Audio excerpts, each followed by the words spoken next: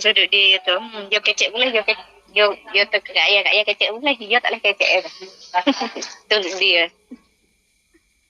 อยู่ใคร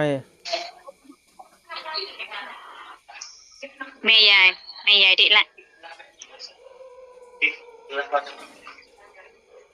เพิ่งกลับจากทำงานแกก็เลยยังไม่ได้กลับบ้าน คนนี้เหรอไม่ใหญ่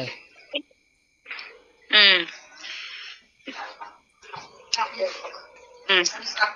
ดุเด็กน้องปรับอ้าวซึ่งป้อมเหรอ ไม่อยู่ที่นอนแล้วทำไมนั่งอยู่โรงพยาบาลนั่งอยู่โรงพยาบาล โรงพยาบาล โรงพยาบาลอะไร อยู่ กัน ศูนย์อยู่ที่ศูนย์โรงพยาบาลยะลานั่นแหละ อ๋อ แต่อยู่ที่อ่ะ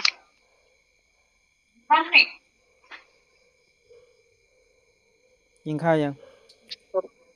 กินไหมกินข้าวแล้วมากิน